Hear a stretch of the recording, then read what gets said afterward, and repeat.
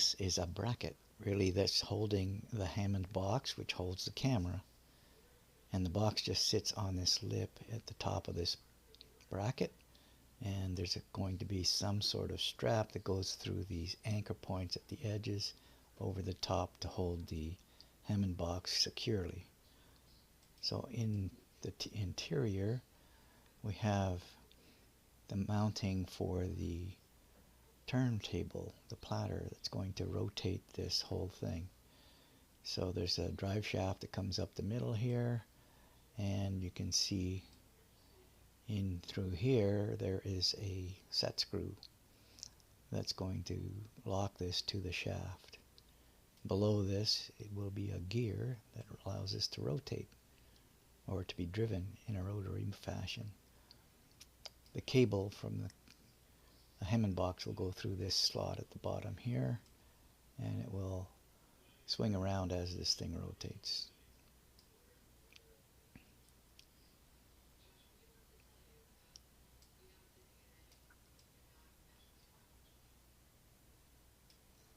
And we will see how that goes together in a minute.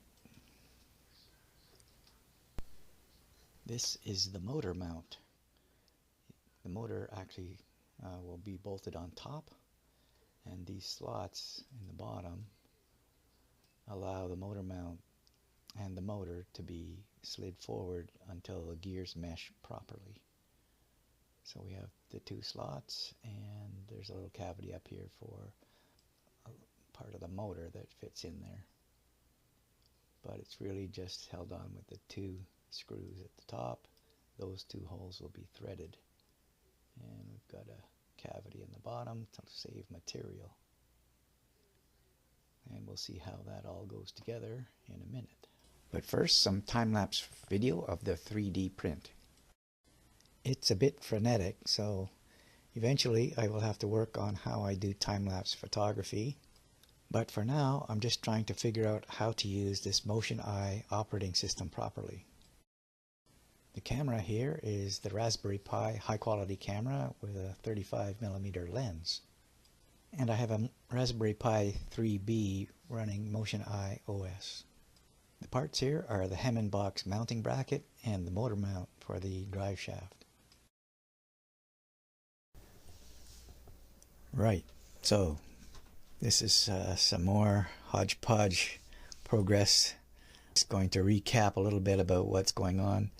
So this Hammond box will be used to mount this display and a Raspberry Pi Pico W. This is not a Pico W, this is a Pico, but it's being used to just get a head start on the firmware for this, even though this Pico W has not arrived. It's on order. So that display will go here, and the Pico W will be displaying the temperature, and it will also be controlling the motor, this little motor, which is going to rotate this Hammond box over here, which will contain a Raspberry Pi and a camera of some sort. I also have another Hammond box, still a 1554 series waterproof case with a clear lid that I can use for, say, one of these other cameras. This is a Raspberry Pi 02W, and it's running a PiCam 2. So this box will protect this camera from the elements. Back there is just the LCD that I'm using to troubleshoot these cameras. So this motor is being controlled by a motor controller card, but not all the parts have come in yet. I've got something like 6 out of the 8 FETs that I need here. The last 2 are on order but have not arrived. They're just some connectors and an inverter chip and a bunch of small transistors, resistors and whatnot. So that has to wait until I get some more transistors. This is a infrared illuminator that I can use for the camera like this that has no IR filter, so it can use the illuminator to see in the dark. So what do we have here? This is the platter everything's going to be mounted on, and then there's a bearings. There's two bearings in here, two pillow block bearings, and they're thrust bearings, so they hold this shaft vertically and allow it to rotate while supporting the vertical load. On that is going to go this gear. I think this is the order we can put it in, and it has a set screw to make sure that it's locked to the shaft, so that when it rotates, the shaft rotates. And just a very quick demo. So this is the bracket that's going to hold the Hammond box, and it goes on top like that, and you can see that that bearing is fairly freewheeling. This one has a set screw in here which will lock it to the shaft as well, so that when this thing rotates, so will the camera. So on this guy we have the motor mount. So the motor will mount here and mesh with this gear. Maybe I can, yeah, I think I want to mount this thing first before I do that. So here we have some screws to put this together.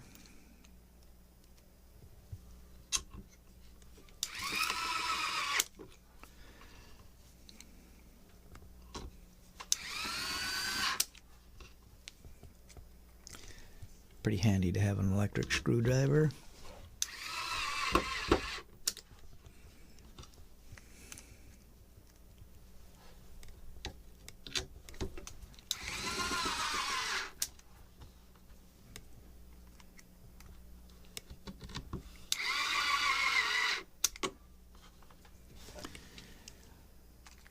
This screwdriver has that handy feature, you can set the torque up so that it stops turning when it's got enough torque. So now we're all mounted down there, and we can actually screw this guy.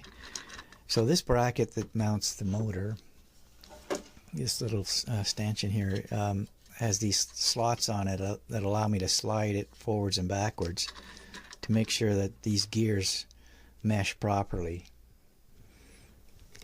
But it is already put in the right position, so we just have to screw it in. There we go. So now we have the motor, which can turn that guy. Maybe I will connect it up and see if it does rotate.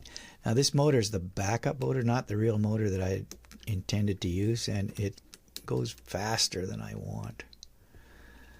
So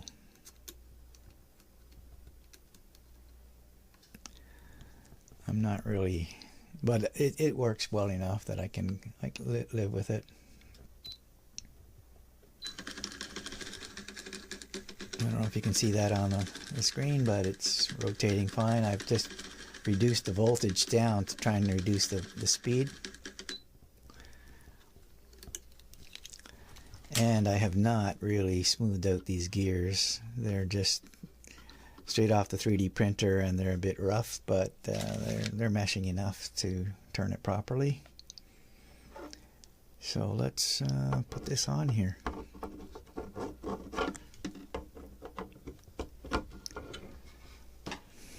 I have to lock this guy in place.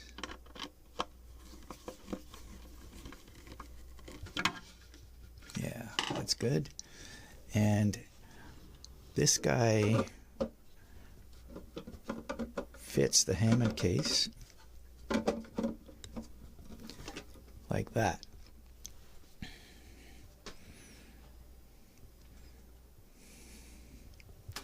Now, if I can reach in there and get this motor connected, we can see if it will turn.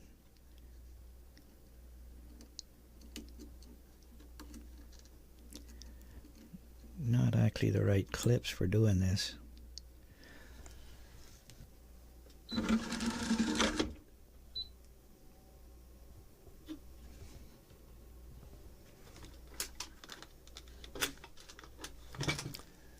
And let's see.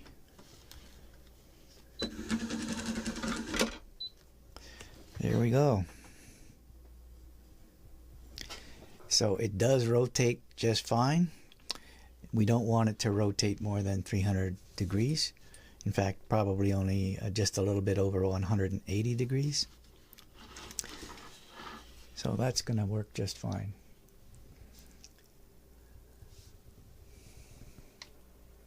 So now we have the motor connected. And it's really just a matter of getting the cameras in there and hooking up the power to get all this stuff working properly. I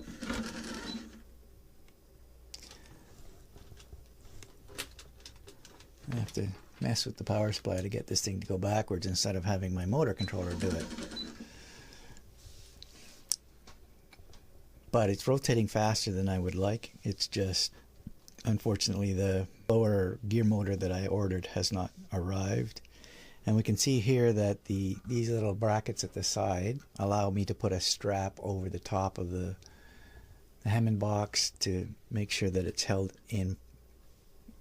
onto this bracket properly and it can't move up, it can't fall off. In fact, it's fairly tight, a fairly tight fit as it stands anyway. But it's looking good.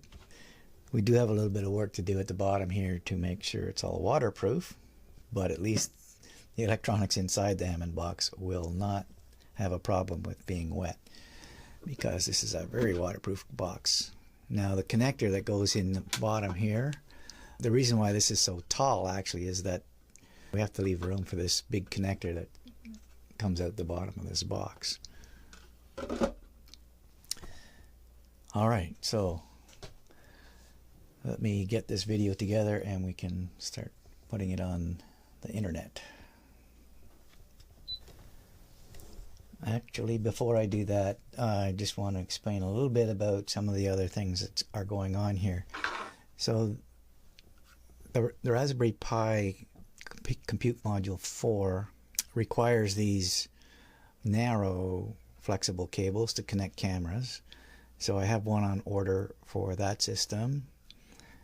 So it's still waiting for its final camera system. I do have more Raspberry Pi cameras to go in with it. I have some terminal blocks that will be used to connect power in the power case over there. I have some waterproof glands that can be used to get the cables in and out of these waterproof boxes. So this box has a nice connector that came with the kit, but the other one I'm going to be using these glands to get the cables in and out. So these are watertight plastic glands that will work great with these plastic cases. Also, I have here some limit switches which will be used to detect when this rotating camera gets to the limits of where I want it to go. I don't want, because there's a cable in there and it's coming out the bottom, I don't want it to be able to wind up continuously. So it has to be stopped from winding that cable up, and these limit switches will allow me to do that. So I can stop it using this little controller card. So this controller card will allow these limit switches to prevent motion when we get to a limit in each direction. So there's one for clockwise and one for counterclockwise. So they stop the motion going in one direction, but they allow the camera to be reversed and go back the other way. Alright, so let's get on with the video.